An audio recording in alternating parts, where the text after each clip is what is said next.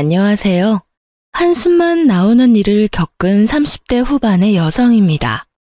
어린 시절 힘들게 살아온 제가 결혼을 하고도 이렇게 답답하고 짜증나는 일을 겪게 될 줄은 결혼식을 올릴 때는 왜 미처 몰랐는지 모르겠어요. 다른 사람들처럼 알콩달콩 잘 살 거라고 생각했지만 결코 그게 쉽지 않다는 것을 알아버렸죠. 그래도 지금은 그런 후회와 짜증스러운 생활을 청산하고 즐거운 싱글 라이프를 즐기고 있긴 합니다만, 이왕이면 처음부터 결혼에 신중했더라면 내 인생이 조금은 편해졌을까 하는 생각을 하게 되네요. 저는 어릴 때 홀어머니 밑에서 자랐어요. 아버지는 살아계실 거라고 말했지만 연락은 전혀 되고 있지 않은 상황이었어요. 제가 결혼할 때까지도 어머니는 줄곧 혼자서 저를 꿋꿋하게 키워주셨어요. 어머니는 중졸에 할 수 있는 일이 거의 육체 노동이었어요. 식당은 기본이었고 건물 청소와 전단지 알바도 하셨어요. 어린 마음에 그런 어머니가 부끄러울 법도 했지만 저는 그런 마음을 가질 수 없었어요. 어머니가 버는 얼마 안 되는 돈의 대부분이 제게 쓰여진다는 걸 알고 있었으니까요. 그래서 저는 어머니를 깊이 존경하고 있었어요. 나를 버리지 않아줘서 고맙고 나를 키워줘서 더 고맙다고요. 저는 어릴 때부터 외동딸로 홀어머니 밑에서 컸기에 결혼은 어머니에게 잘하는 사람과 하고 싶었어요. 제가 시집가면 혼자 남을 어머니가 눈에 밟혀서요. 그렇게 고르고 골라 잡은 게 제 남편이었어요. 참 이상하죠? 결혼 전만 해도 남편은 저희 어머니에게 잘하는 아주 좋은 사윗감이었거든요. 함께 식사도 하러 가고 선물도 드리고, 지금 생각해보면 제 환심을 사고 싶어서 그런 일을 한 것 같은데 그런 모습에 마음을 열고 결혼까지 하게 됐으니 저는 솔직히 이때 남편의 그런 모습에 속은 것이 지금까지도 속이 쓰릴 지경이에요. 결혼 직후에는 남편도 여전히 제 어머니께 잘해줬어요. 신경도 많이, 아니, 다른 사위들이 하는 만큼 썼고요. 그런데 시모가 첫 단추를 아주 잘못 끼우더군요. 결혼식을 하고 나서 시모가 제게 그러더라고요. 솔직히 홀어머니 밑에서 컸다고 너 무시하려는 건 아니지만 어디 가서 좋은 소리 들을 만한 일은 아니라는 거 알지? 근데 나는 그런 거 다 이해할 수 있어. 솔직히 친정 빵빵하다고 시댁 무시하는 며느리도 요새 많잖니. 너는 그럴 것 같지 않아서 다행이야. 이 말에 저는 어떤 대답을 해야 할지 몰랐어요. 칭찬처럼 보였지만 절대 칭찬은 아닌, 속에는 비꼬는 말이 있는 것 같은 아주 기분 나쁜 말이었으니까요. 그런데 시모는 웃고 있었어요. 그 이유는 곧 알 수 있었죠. 시모는 모임을 많이 가지고 있었는데 그 모임 친구분들이 또래분들이다 보니 그런 이야기를 자주 듣더라고요. 제 결혼식 얼마 전에 들은 이야기가 며느리가 빵빵한 집안이라 뭐 하나 시키지도 못하겠고 문제 있으면 사돈댁들이 연락 와서 하도 난리를 쳐서 며느리가 아니라 상전 모시고 사는 것 같다는 이야기였거든요. 그런 이야기를 듣고 났으니 저같이 한부모 밑에서 자란 며느리가 덜 깐깐하고 신경 쓰이지 않을 것 같아 좋다는 말을 하고 싶었던 것 같았죠. 듣는 저는 기분이 별로 좋지 않았지만 시모는 별로 깊게 생각하지 않더군요. 저도 깊게 생각하지 않기로 했어요. 그런데 뒤로 갈수록 시모의 그 생각은 다른 모임 사람들과의 대화에서 바뀌어가는 것 같더라고요. 남편과 결혼 후 처음으로 맞이했던 친정어머니의 생일날 시모가 제게 했던 말이 뭔지 아세요? 이래서 근본 없는 것들 드리면 안 돼. 이거 봐라. 네 남편이 이렇게 힘든데 도와주지는 못할 망정 없는 친정에 이거 해주랴 저거 해주랴 돈만 축내고 있잖아. 아유, 속상해. 내가 이런 것도 며느리라고 드려서는. 친정엄마 생일에 용돈 50만 원 드리고 폰 바꿔드렸다고 제가 들은 소리였어요. 더 열받는 건 제가 드린 용돈도 폰 바꾼 돈도 다 제가 벌어서 드린 거라는 점이었어요. 남편 돈 하나도 쓴 적도 없고 남편 놈은 하나도 해주지 않았는데 제가 그런 말을 듣고 있으려니 정말 화가 났어요. 그래도 참았어요. 친정 어머니에게 이런 모습 보여주고 싶지 않았거든요. 잘 사는 모습만 보여주고 싶었던지라 그런 말을 들으면서도 친정엄마 생각에 꾹 참았어요. 남편은 시모의 행동을 보고도 제 편도 시모 편도 들지 않았어요. 시모 편을 들지 않은 게 다행이라고 생각했어요. 제 편을 들어준다면 시모가 또 열받아서 무슨 소리 할 줄 모르니 그냥 이대로 넘어가면 다행이라는 안일한 생각을 했네요. 시모의 그런 말들이 남편에게 분명히 영향을 미쳤다는 걸 첫 아이 8개월이 되었을 때 알게 됐거든요. 애가 아직 어리지만 육아휴직 급여로는 생활이 되지가 않아서 결국은 아이 6개월부터 친정에 애를 맡기고 일을 시작했어요. 애 안 맡기고 용돈 드리고 싶었지만 남편에게 눈치가 보여 60만 원 드리고 애까지 맡겼죠. 그리고 그날은 남편이 회식 때문에 늦게 들어온 날이었어요. 저는 일하고 와서 애까지 봐야 해서 피곤한 상태로 소파에서 쪽잠을 자고 있었죠. 그런데 큰 소리에 잠에서 깼어요. 나 들어왔어. 남편이 들어왔는데 잠이나 자고 있고. 아, 왔어? 애가 잠을 못 이뤄서 옆에 있다가 쪽잠 들었네. 내가 이래서 집에 들어오기 짜증나. 도대체 내가 당신이랑 왜 결혼했는지 모르겠다. 갑자기 무슨 소리야? 내 직장 동료는 돈 많고 집안 좋은 마누라 만나서 살맛나던데 나는 왜 이 모양이냐고. 그 친구 처가는 사위한테 해주는 것도 많은데 어째서 내 처가는 쓸 데가 없냐고. 너 갑자기 술 취해서 대체 무슨 말 하는 거야? 처가는 내 인생에 도움 하나도 안 되는 데다가 마누라는 남편 오든지 말든지 잠이나 쳐자고. 내가 진짜. 제가 뭐라고 할 것도 없이 남편 놈은 화장실로 들어가더니 씻는 것처럼 푸닥거리다 결국은 화장실에서 쓰러져 잠들었더군요. 남편에게 화가 나서 그를 차가운 타일 바닥에 놔두고 저는 애랑 안방에서 난방 빵빵하게 틀고 잤어요. 잠이 오지를 않았어요. 남편이 던진 그 한마디를 그 오밤중에 내내 곱씹다가 잠도 설치고 아침을 맞이했습니다. 그리고 일어나 보니 남편 놈은 아직도 화장실 바닥에서 자고 있더군요. 저는 남편 얼굴에 물을 한 바가지 끼얹었어요. 차가워. 이게 뭐야? 이제 정신이 좀 들어? 나 왜 여기 있어? 당신 어제 술 취해서 화장실에서 자던데 어제 기억 안 나? 기억 안 나는데. 갑자기 남편 놈이 제 눈치를 보면서 기억이 안 난다고 하더군요. 그럼 당신이 어제 나한테 한 말도 기억 안 나? 당신 어제 나랑 왜 결혼했는지 모르겠다고 나한테 말한 거 기억 안 나냐고. 내가 그런 말을 했어? 그래. 그리고 우리 친정에 쌓인 게 많던데 그거 다 어떻게 참고 살았대? 친정이 당신한테 해주는 게 없는 게 그렇게 열받았어? 근데 그걸 왜 우리 엄마가 해줘야 하는데? 너희 엄마한테 해달라고 해. 왜 남의 엄마한테 그런 거 바라는데? 그러는 너희 엄마는 나한테 도움된 거 있기는 해? 넌 왜 사람 말을 왜 그렇게 고깝게 받아들여? 어제 회사 동료 말 듣고 잠깐 그렇게 생각한 거야.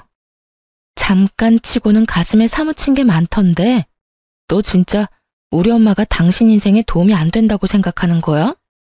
아니, 솔직히 도움받은 거 없는 건 사실이잖아. 주변에 장가 잘 간 애들은 다들 잘 살고 있는 것도 사실이고. 그래서 열이 받아? 근데 그런 이유면 너보다는 내가 더 열받아야 되는 거 아니야? 그게 무슨... 지금 내 꼴을 봐. 한창 육아휴직해야 할 시기에 당신 혼자 벌면 돈 없으니 6개월짜리 갓난아기 떼놓고 일하고 있잖아. 육아도 우리 엄마가 해주고 있고 집안일도 육아도 돈 버는 것도 다 하고 있는 내가 시댁 욕한 적 한 번이라도 있어?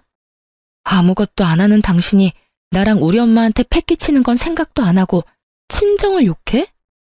남편은 자기가 말을 잘못 꺼냈다는 걸 알고는 입을 꾹 다물어 버리더군요. 좋아. 당신이 그렇게 생각한다면 나도 생각 있어. 저는 그렇게 말하고 아이 짐을 주섬주섬 쌌어요. 뭐 하는 거야? 불안했는지 남편이 묻더군요. 그런 남편 말을 무시한 채 짐과 아이를 챙겨 시댁으로 향했습니다. 어머님, 저희 왔어요.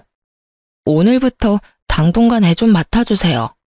저희 어머니 요새 몸이 안 좋아서 애를 못 봐주겠다고 하셔서요. 거짓말이었지만 친정 엄마에게도 쉬는 시간을 드리고 싶기도 해서 그렇게 말하며 시모에게 아이를 데려온 거였어요. 시모가 고생을 해봐야 남편 놈이 저희 엄마 고생하는 걸 깨닫게 될 것 같았거든요. 제 행동에 남편 얼굴이 하얗게 질리더군요. 내가 왜 너희 애를 봐줘? 너희 친정에 맡기는 거 아니었니? 몇 달만 봐주시면 돼요. 어차피 애 1살이면 어린이집 보낼 거거든요. 여보, 잠깐만. 엄마한테 맡기는 건... 왜? 중졸인 우리 어머니도 그 정도는 하셔. 그보다 학력도 높고 아는 것도 많은 어머님이 애 하나 못 볼까봐 걱정하는 건 아니지? 그쵸, 어머님? 제 말에 시모가 거절의 말을 하려고 한 듯 했지만 입을 꾹 닫아버리더라고요. 하긴 매번 우리 엄마 중졸이라며 무시했으니 제 말을 거절할 수도 없었을 거예요. 그렇게 애를 맡기고 시모에게 말했어요. 아참, 어머님께 맨입으로 애를 맡길 수는 없으니까 어머님 용돈은 남편한테 말해놓을게요. 저희 친정에 맡길 때는 제가 돈을 드렸거든요. 당신 어머님한테 용돈 꼬박꼬박 드려? 알았지? 그렇게 1달을 시모에게 맡겼어요. 출근하며 시댁에 데려다주고 퇴근하며 데리고 오기를 1달 정도 반복했더니 시모 얼굴이 점점 반쪽이 되어 가더군요. 익숙지도 않은 손주를 보려니 힘이 드셨나 봐요. 그런데 더 웃긴 건 그 뒤에 벌어졌습니다. 그날은 주말이라 남편과 함께 애를 데리러 시댁에 갔어요. 꼭 1달을 넘긴 달이라 남편에게 시모 돈 드렸냐고 물었더니 줬다고 하더군요. 그렇게 시댁에 도착했는데 시모가 손목에 보호대를 하고 있더라고요. 어머님, 손목 많이 아프신가 봐요. 예, 애를 보는데 그럼 손목이 안 아프겠어? 오늘 갔더니 세상에 손목 건초염이라나 뭐라나 손목 쓰지 말래. 그래야 안 아프다고. 그래요? 저는 그 뒤에 아무 말도 하지 않았어요. 애 안 맞고 싶으면 이야기하겠지 싶어서 아무 말 안 하고 있었더니 시모가 그러더군요. 넌 양심도 없니? 내가 이런 말 안 하려고 했는데 손주 보느라 아파서 골골대는 시어머니한테 돈 100만 원은 줘야 맞는 거 아니야? 아들 편으로 딸랑 30만 원만 주는 게 말이 되냐고. 너 설마 너희 친정엄마한테는 돈 더 주고 나한테만 이렇게 적게 준 거야? 저는 시모의 말에 웃으며 대답했죠. 어머님, 무슨 말씀하세요? 어머님께 돈 드리는 건 남편한테 다 맡겼는데요. 그런데 1달에 30만 원만 준 거예요? 너무하다. 그래도 저는 친정엄마한테 60만 원은 드렸거든요. 솔직하게 말해서 100만 원 정도 드리고 싶었는데 남편도 보태줄 생각 없어 보였고 제 능력도 안 돼서 그냥 60만 원만 보내드렸는데. 제 말을 듣던 시모 얼굴이 완전 귀신처럼 구겨지더니 남편을 향해 막말을 퍼붓더라고요. 야, 너는 엄마가 이렇게 고생하는데 꼴랑 30만 원으로 퉁치려고 했어? 네 장모도 그 배는 봤는데 네가 이러고도 내 자식이냐? 응? 엄마는 손주 봐주면서 무슨 돈을 그만큼 바래요. 솔직히 우리 집 주머니 사정 다 알면서 맨날 돈돈거리고. 그냥 좀 봐주면 안 돼요? 어차피 할 일도 없이 맨날 모임만 다니잖아. 뭐? 할 일 없이 모임만 다녀? 야, 너 그게 엄마한테 할 말이야? 너희 집 일은 너희끼리 해결해야지 왜 여기 와서 난리야? 엄마가 무슨 식모야? 베이비시터야? 왜 내가 너희 집 애를 봐줘? 결국 시모에게 탈탈 털린 남편을 두고 제가 수습했어요. 어머님, 많이 안 좋으시면 그냥 다시 데려가서 친정에 맡길게요. 남편이 30만 원도 주기 싫은 모양이네요. 제가 봐도 30만 원은 좀 너무한 것 같은데 100만 원까지는 드릴 수도 없어서요. 다음 달부터는 저희 어머니한테 맡길 테니까 편하게 일 보세요. 그렇게 말하고 돌아오는 차 안에서 남편이 제게 말하더군요. 다음 달부터는 장모님한테 맡기는 거 맞지? 어머님이 애 안 봐주신다니 어쩔 수 없잖아. 그럼 내가 또 육아휴직이라도 쓸까? 그건 안 되지. 이제 잘 알겠지? 애 봐주는 거 당연한 거 아니야. 어머님이 한 달 만에 나가 떨어진 거 우리 엄마는 군소리도 없이 해줬어. 당신한테 도움이 되는 게 직업적인 거라면 우리 엄마도 당신 엄마도 도움 안 되는 건 당연한 거고. 그러니까 앞으로 우리 엄마에 대해 그딴 헛소리하면 정말로 가만 안 둘 거야. 알았어? 그래, 미안해. 미안한 의미로 이번 달부터 장모님한테 애 맡길 때 내는 용돈은 나도 조금 추가해서 드릴게. 그러면 됐지? 남편의 화해의 제스처를 받고 저는 화를 풀기로 했어요. 그렇지만 마음까지 다 풀어낸 건 아니었죠. 남편이 그렇게 생각하고 있다는 것만으로 굉장히 기분이 더러웠거든요. 속마음을 이런 식으로 알게 되니 남편이 다르게 보일 수밖에 없더라고요. 그렇게 그 일은 마무리가 됐어요. 그 일 뒤로 저는 어머니에게 더 마음을 쓰며 자주 만났어요. 평일에도 어머니를 자주 만났는데 하루는 모르는 번호로 전화가 왔어요. 저는 원래 모르는 번호는 잘 받지 않기 때문에 별 생각 없이 받지 않았는데 몇 번이나 똑같은 전화번호로 전화가 오니 이상하더라고요. 혹시 예전에 아는 사이였나 싶어서 전화를 받았는데 깜짝 놀랄 일이 벌어졌어요. 어린 시절 어머니와 헤어졌다던 아버지였거든요. 제 번호를 어떻게 알았나 싶었는데 흥신소를 통해 알아보셨다고 하더군요. 그렇게 만난 아버지는 작은 회사의 사장님으로 일하고 계셨습니다. 아버지는 홀로 힘들게 살아오신 어머니를 애틋하게 생각하시며 어떤 형태로든 도움을 주고 싶어 하셨어요. 저는 아버지에게 가정이 있으면 그냥 여기까지만 하자고 말했지만 아버지는 그 뒤로 가정을 만든 적이 없었다고 하시더라고요.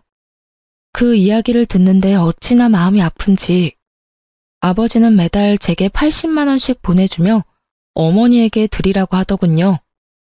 저는 직접 드리라고 말했지만 아버지는 아직 어머니를 볼 용기가 없다고 하셨어요.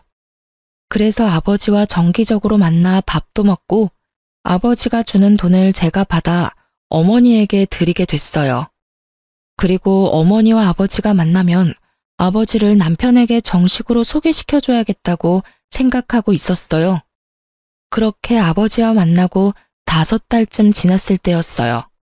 집에 돌아오니 남편이 저보다 먼저 와 있더군요. 아무 생각 없이 물었어요. 오늘 퇴근이 일찍이네? 연차 썼어? 아니, 나 오늘부터 백수야. 뭐? 갑자기 무슨 일이야? 나한테 말도 안 하고 퇴사한 거야? 그런 거 아니고 한 달 전쯤에 직장 동료랑 싸웠어. 싸웠는데 어째서 퇴사를 하게 된 건데? 그냥 홧김에 다 짜증나서 사직서 쓰고 나왔어. 대신에 더 좋은 직장 가면 되니까 걱정하지 마. 그때까지는 퇴직금 나오는 걸로 버티면 될 거고. 지금 중요한 게 그게 아니잖아. 우리 부부야. 당신이 일을 그만두려면 나하고 상의를 했었어야지. 최소한 나한테는 이야기를 하고 일을 저질러야 할 거 아니야. 그래서 지금 말하잖아. 이게 말하는 거야? 이게 상의하는 거라고? 그냥 통보가 아니고? 어떻게 사람이 이렇게 무책임해. 잘 다니던 직장 나와서 취직 안 되면 어쩌려고. 재수없게 취직 안 된다는 말을 왜 해? 당신이 그런 말 안 해도 이미 다 알아보고 있으니까 걱정하지 말라고. 남편은 그렇게 말하고 나가버리더군요. 눈앞이 캄캄했습니다. 퇴직금이 있다 하더라도 그리 큰 돈도 아니고 취직이라는 게 그렇게 쉽게 되는 게 아니잖아요. 남편은 그런 제 걱정에도 별 걱정 없는지 느긋해 보였습니다. 마음이 급했던 저는 남편보다 더 열심히 직장을 알아봤어요. 어느 정도였냐면 직원들이 나더러 이직할 거냐고 물어볼 정도로요. 그리고 하루는 아버지와 만날 날이 됐어요. 저는 아버지와 이야기하다가 남편 생각이 났어요. 아버지, 혹시 주변에 일자리 좀 없어요? 우리 남편 얼마 전에 일 그만뒀는데 아직까지 일자리도 못 구하고 백수로 놀고 먹고 있어요. 빨리 취직시켜줘야 제가 마음이 좀 편할 것 같은데 일자리가 별로 없네요. 그래? 갑자기 잘 다니는 직장을 왜 그만뒀대? 혹시 아는 거 있어? 아, 직장 동료랑 좀 안 맞았나 봐요. 그래서 사직서를 쓴 모양이에요. 차마 동료와 다투고 홧김에 그만뒀다는 말을 할 수 없어 그렇게 말했더니 아버지가 그러더군요. 내가 한번 알아보마. 그러고 보니 우리 회사도 지금 사람 구하는데 네 남편이 괜찮다고만 하면 우리 쪽에도 이력서 한번 넣어보라고 해. 정말요? 아버지, 너무 고마워요. 이 은혜를 어떻게 갚아요? 내가 너한테 못해준 것만 생각하면 이런 거라도 당연히 해줘야 싶어. 그렇게 아버지와 이야기를 하고 집에 돌아온 저는 이 좋은 소식을 어떻게 전할까 싶어서 들떴어요. 우선은 그 사람이 우리 아버지라는 걸 밝혀야 할 것 같아서 말할 타이밍을 재고 있었는데 좀처럼 남편이 집에 붙어 있지를 않더군요. 그런데 2주 정도 지났을까요? 남편이 제게 할 말이 있다며 부르더군요. 거실에 나가니 남편이 착 가라앉은 표정으로 제게 그러더라고요. 여기 이혼 서류 작성해줘. 이유는 내가 말 안 해도 알지? 뜬금없는 이혼 서류에 제가 당황해서 물었죠. 이혼? 갑자기 무슨 이혼이야? 나 다 아니까 모르는 척 하지 말고. 그러니까 이게 뭐냐고. 알아듣게 말을 해야 할 거 아니야? 내 입으로 꼭 그걸 말해야겠어? 나 다 알아. 안다고. 당신이 바람피는 거. 그러니까 이혼하자. 나 이대로는 당신이랑 같이 못 살아. 바람을 피다니 너무나 황당한 말이었습니다. 정말 짐작조차 가지 않더군요. 벙찐 제 표정을 연기라고 생각했는지 남편이 제게 서류 봉투를 하나 던지더니 언제 싸뒀는지 캐리어를 가지고 와 밖으로 나가더군요. 저는 놀라서 급히 봉투를 열어봤습니다. 거기에는 아버지와 제 사진이 있었어요. 제가 진실을 말하려고 남편을 붙잡으려 했지만 남편은 이미 밖으로 나간 뒤였어요. 그때 핸드폰에 문자가 왔어요. 남편이었습니다. 대화는 필요 없고 불결한 너랑 같이 있기도 싫으니 별거 하겠다는 말이 적혀 있었어요. 저는 황당해서 그 자리에서 남편에게 전화를 걸었지만 그는 받지 않았습니다. 저는 문자를 남겼어요. 그 사람은 제 아버지라고요. 그렇지만 남편은 읽지도 않고 다 씹어버리더군요. 수상한 냄새가 났어요. 제가 정말로 바람을 폈더라도 남편이 이렇게 빠르게 대처할 수 있을 리가 없는데 뭔가 너무 일사천리로 일이 진행되는 것 같았거든요. 그래서 저도 남편을 몰래 뒷조사하기로 했어요. 흥신소를 통해서 알아보니 역시나 남편이 바람을 피고 있었더군요. 게다가 저를 유책 배우자로 만들기 위해서 이런 짓을 벌였다는 걸 알게 됐어요. 그 사실을 들었을 때는 분노로 화를 참을 수 없어 뭐라도 남편에게 퍼붓고 싶었는데 연락조차 되질 않으니 점점 더 열이 받았죠. 그때 시모에게서 연락이 왔어요. 네가 감히 우리 아들을 놔두고 바람을 펴? 여태 도움도 안 된 것이 뭐라고 다른 놈이랑 붙어먹어? 근본 없는 것. 불쌍해서 집안에 들여줬더니 사람 얼굴에 이렇게 먹칠을 해? 이것도 다 그 잘난 친정엄마한테서 배운 거냐? 어디서 못 배운 티를 이런 식으로 내? 아들이 참으라고 하는데 너무 열받아서 한마디 해야 할 것 같아서 전화했다. 네 잘못이니 네가 알아서 싹 다 정리해놓고 나가. 우리 아들한테서 돈 뜯어갈 생각하지 말고. 앞뒤 없이 자기 할 말만 하고 뚝 끊어버리는 시모의 전화에 저는 제 인내가 한계에 다다르는 것을 느꼈습니다. 오해를 풀고 자시고 할 것도 없고 분류는 상대방이 열심히 하고 있었으니 저의 오해를 푼다 한들 우리 부부가 다시 예전처럼 돌아오지 않을 것이 뻔했어요. 저는 흥신소에서 보내온 서류와 사진을 확인했어요. 남편과 바람을 피는 상간녀는 부자로 보이더군요. 저는 남편에게 전화했습니다. 이혼을 해주겠다는 문자를 남겼더니 바로 전화를 받더군요. 당신도 바람을 피웠으면 피웠다고 말을 하지 그랬어. 그때 알았으면 당장 이혼해줬을 텐데. 바람이라니, 그 여자는 그냥 일관계로 만나는 사람이야. 이번에도 소개비만 주면 대기업에 한 자리 주겠다고 했어.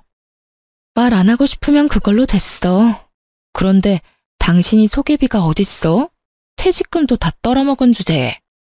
내가 왜 돈이 없어? 당신이 줘야 할 위자료 있잖아. 그거로 소개비 낼 거니까 합의 이혼하고 위자료 내. 합의 이혼?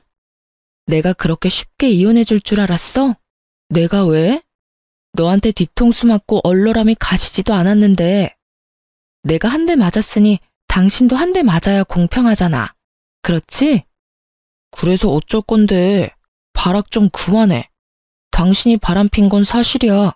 없었던 일로 되는 거 아니고 증거 다 나한테 있으니까 발뺌할 생각하지 마. 꼭 이렇게 먼 길 돌아가야겠냐? 적당히 인정하고 돈이나 내놓고 헤어져. 남편의 머릿속에는 모든 것이 계획되어 있더군요. 물론 구멍이 숭숭 난 못 쓸 계획이었지만요. 저는 서류를 그 자리에서 구기고 남편에게 말했어요. 소송할 거니까 그렇게 하라. 누가 잘못했는지는 법정에서 가려보자고. 그럼 열심히 준비해봐. 내가 불륜이라는 증거도 잘 모아보고. 저는 그렇게 말하고 그 길로 이혼 전문 변호사를 찾아갔어요. 가장 먼저 준비했던 건 상간녀 소송이었고 그 뒤가 제 아버지와의 친자 확인 검사였어요. 그리고 남편 뒷조사하며 바람핀 증거자료도 싹 모아 변호사에게 줬어요. 그리고 남편이 쓰던 제 노트북에 메신저 백업해둔 대화 내용까지 싹 다 보냈어요. 바보 같은 남편은 제가 쓰라고 준 제 노트북을 정말 자기 것처럼 썼더군요. 그리고는 나갈 때 고이 놔두고 갔고요. 차고 넘치는 문자 내용에 바람핀 증거는 너무도 많았습니다. 게다가 날짜도 거의 1년 전부터였고요. 1년을 모르고 살았다는 거 지금도 이해가 안 돼요. 어딘가 찝찝한 구석이라도 있었을 텐데 왜 전 그렇게 태평스럽게 살았는지. 너무 후회가 됐지만 지금이라도 상황을 바로잡을 수 있다는 게 다행이라고 생각했어요. 그렇게 이혼 소송을 진행하고 한 달쯤 지났을 때 전화기에 불이 날 만큼 남편에게서 전화가 왔어요. 전화를 받을 필요가 없다는 생각에 무시했는데 그날 저녁 친정어머니가 집에 빨리 오라고 하더군요. 맡겨둔 애가 아픈가 싶었는데 가보고 완전 열이 받았어요.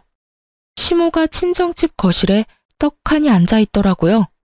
말이 곱게 나올 리가 없었죠. 여기는 어쩐 일이세요? 볼일 다 끝난 거 아니신가요? 예. 너는 어른이 와서 말하려는데 그게 무슨 태도니? 그 사람이랑 저 관계 끝난 거 모르세요?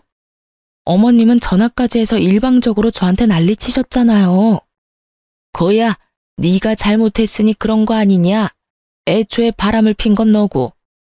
아니라고 말씀드렸고 이미 관련 서류 변호사에게 보내놨으니 나중에 확인하시면 되겠네요.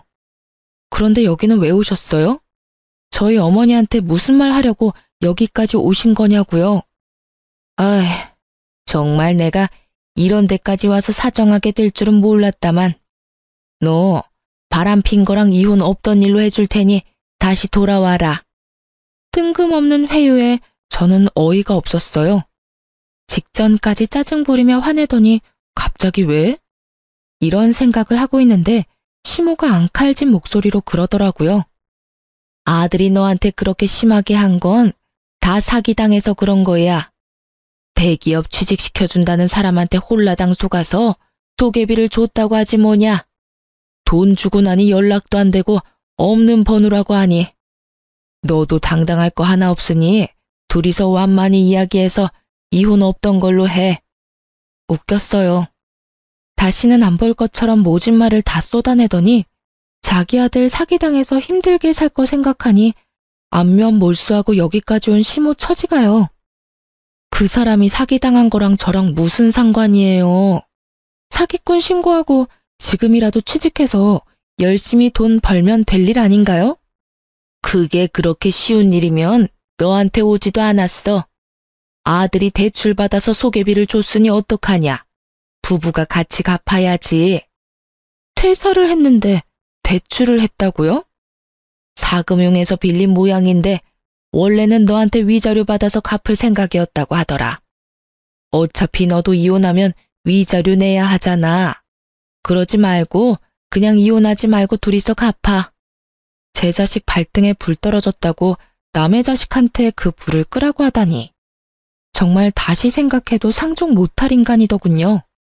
한마디 하려는데 저희 엄마가 옆에서 시모에게 말하더라고요. 뭘 둘이서 갚아요. 사고 친 놈이 갚아야지. 듣자 하니 어이가 없네. 어차피 우리 집안 별로 마음에 안 들어 했잖아요. 매번 도움 안 된다고 투덜거리기나 하고 이참에 헤어지고 서로 편하게 지냅시다.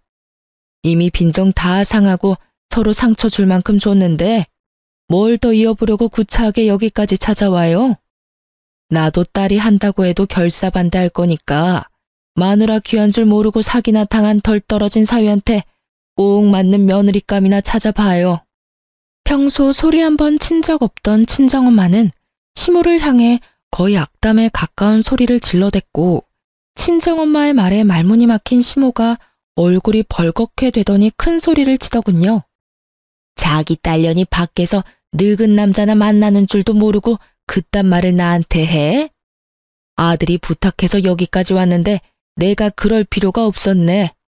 나중에 위자료가 많네 어쩌네 난리나 치지 마. 어디서 바람난 연주제에 큰 소리야? 위자료는 그쪽이나 걱정하세요. 남의 집 일에 무슨 참견은 아이고 자기 자식 모자란 건 생각도 못하고 남의 자식 허물만 꼬투리 잡는 꼴 좀 봐. 어머님, 남편 1년 전부터 그 사기꾼 년이랑 바람피고 있었거든요. 그 증거 다 모아서 변호사한테 보냈으니 나중에 위자료 금액 보고 놀라지나 마세요. 제 걱정해 주시는 것 같아서 저도 걱정해 드릴게요. 시모는 화를 내며 나가버리더군요. 친정엄마는 시모가 집 밖으로 나가자마자 소금을 들고 와서 왕창 뿌리더라고요. 근데 얘, 너 사진 찍혔다는 늙은 남자는 누구니?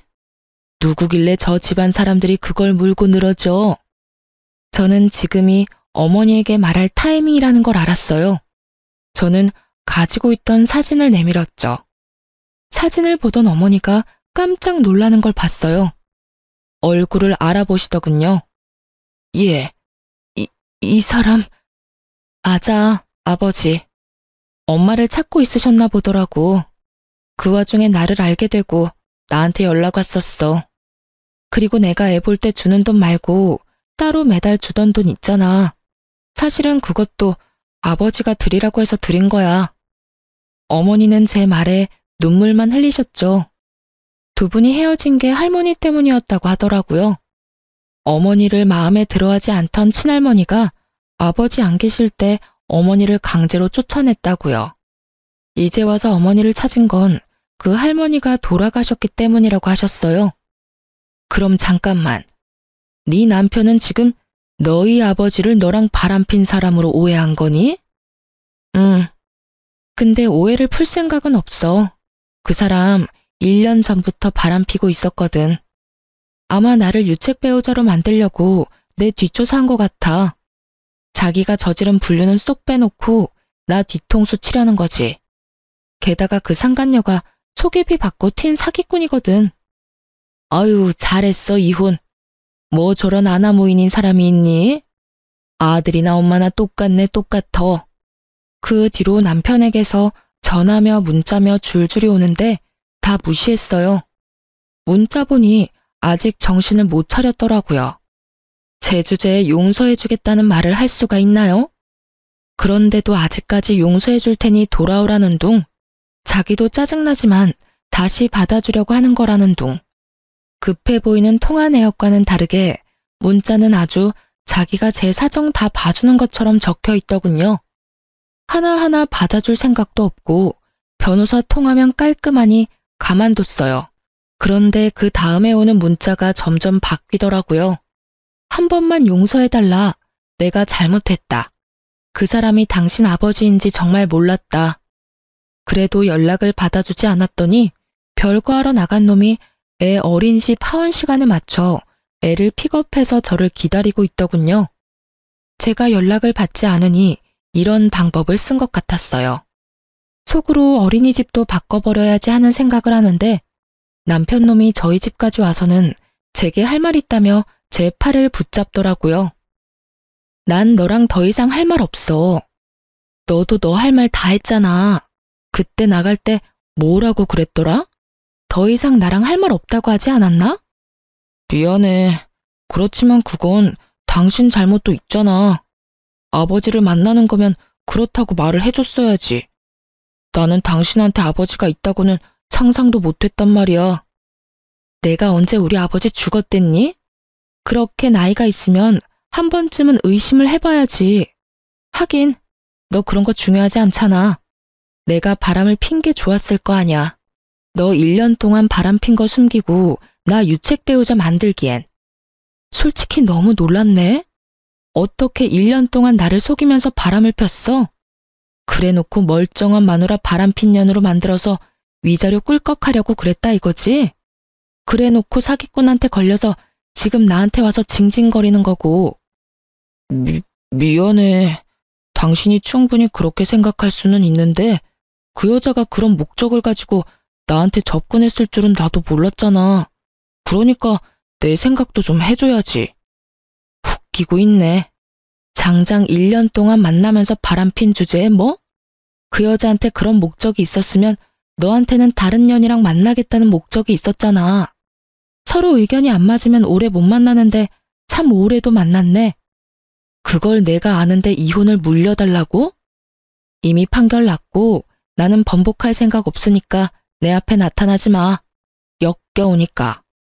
충격받은 얼굴의 남편을 내버려 두고 저와 아이는 집으로 들어갔습니다. 그런데 걱정이 되더군요. 저놈이 또 찾아와서 저러면 답 없을 것 같아서 부모님에게 도움을 청하기로 했어요. 어머니는 기존에 있던 집에서 나와 아버지와 함께 살고 있었어요. 제가 이야기했더니 집을 일단 팔고 아버지 집에서 잠시 있다가 다른 곳에 집을 알아보라고 하더군요. 아니면 부모님이 아이를 케어할 수 있는 곳에 집을 구하라고요. 떨어져 있던 가족 셋이 모일 수 있는 좋은 기회다 싶어 아이까지 데리고 친정으로 돌아왔습니다. 그리고 돌아오는 김에 집도 내놓고 직장도 퇴사를 했어요. 아버지가 그때 아버지 회사에도 사람 구한다고 하셨는데 저한테 들어와 보라고 하더라고요. 이력서에 면접까지 보고 아버지 회사로 들어가 일하게 됐어요. 아무래도 가족이 곁에 있으니까 마음은 편하더군요. 그렇게 이혼 후 저는 제 생활을 꾸려갔어요. 부모님과 좋은 곳에 놀러도 가고 맛있는 것도 먹으며 두 분과 좋은 추억도 많이 만들었어요. 그렇게 6개월 정도 잘 지냈는데 하루는 저희 회사에 사람을 뽑는데 익숙한 이름이 보이더군요. 남편이었습니다. 이 남자가 여태껏 취직을 못했는지 저희 아버지 회사에까지 이력서를 넣었더라고요. 회사에서는 이력서가 들어온 이상 면접을 보자는 상황이었기에 별로 내키지는 않았지만 면접에 불렀습니다. 전 남편이 긴장된 표정으로 면접을 보러 왔더군요. 그런데 회사 앞에서 기다리고 있던 제 모습을 보고 깜짝 놀라더라고요. 당신이 어째서 여기에? 오랜만이야. 면접 보기 전에 이거는 알려줘야 할 것 같아서. 나 여기서 일하거든? 당신이 면접을 보든 말든 상관은 없는데 여기 들어오면 불편할 거라는 거 미리 말해주려고. 당신이 여기서 일한다고? 응. 당신이야말로 작은 회사는 거들떠도 안 보더니 이젠 좀 급한가 봐? 여기 면접까지 보고. 그게... 전 남편이 뭐라 말하려는데 앞에서 아버지가 저를 부르며 다가왔어요. 딸, 여기서 뭐해? 잠깐 쉬러 왔어? 사장님, 회사에서는 그렇게 부르지 말라고 했잖아요, 아버지. 제가 사장님이라고 부르자 남편놈 얼굴이 깜짝 놀라더군요. 얼굴 익숙하지? 당신이 나랑 바람핀다고 착각한 우리 아버지. 아버지가 여기 사장님이셔? 내가 당신 직장 그만뒀을 때 아버지한테 당신 취직 부탁드렸거든. 이혼 안 했으면 당신이 여기서 일할 수도 있었을 텐데. 어차피 면접은 우리가 안 보니까 걱정하지 마. 붙을만 하면 붙겠지. 붙으면 불편하긴 하겠지만. 그럼 면접 잘 보고 가. 저는 아버지와 회사 안으로 들어갔고 전 남편은 허탈한 표정으로 면접을 보고 나오더군요. 그리고 퇴근 시간에 회사 근처에서 저를 기다리고 있던 남편놈 얼굴이 보였어요. 잠깐만, 이야기 좀 해. 난 할 말 없어. 거두절미하고 하나만 부탁할게. 나 취직만 되도록 해줄 수 없을까?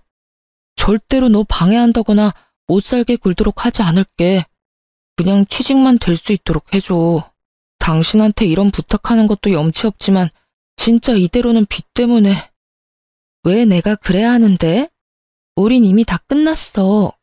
당신이 추잡한 짓 하면서 나 뒷조사할 때 찍은 사진 기억나? 그 사진에서 내가 아버지한테 무슨 이야기 했는지 가르쳐 줄게. 그날 아버지한테 남편 취직 자리 찾고 있으니까 좋은 자리 있으면 취직 좀 시켜달라고 부탁하고 있었어. 네 손으로 그 자리 없앴는데 이제 와서 그걸 달라고? 염치 없는 거 맞네. 저는 그렇게 쏘아붙이고는 남편을 놔두고 회사로 다시 들어왔어요. 저놈이 또 따라올지도 모르니 아버지랑 같이 집에 가려고 말이죠. 그리고 몇 달 뒤에 두 분 결혼 기념일이 있어서 아무 생각 없이 자주 가던 식육식당으로 모셨어요.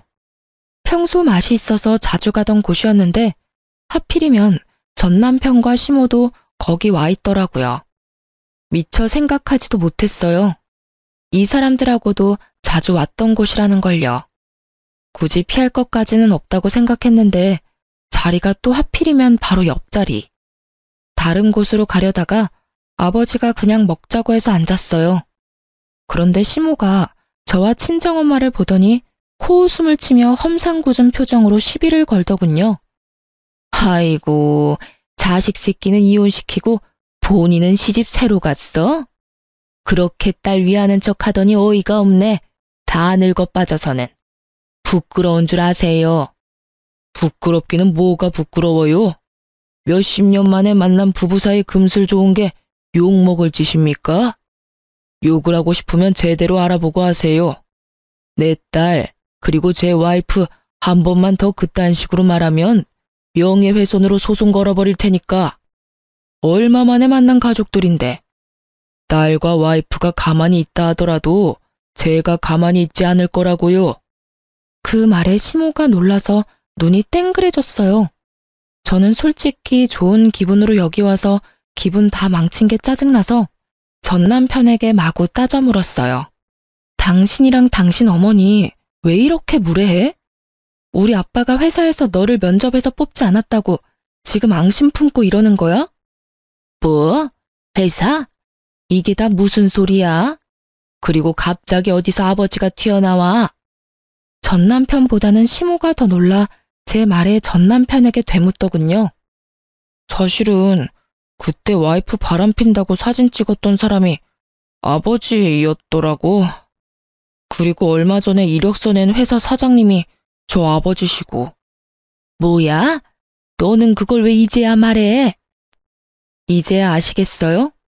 제가 아버지와 만나고 처음으로 한 부탁이 우리 남편 아버지 회사에 취직시켜달라는 부탁이었어요.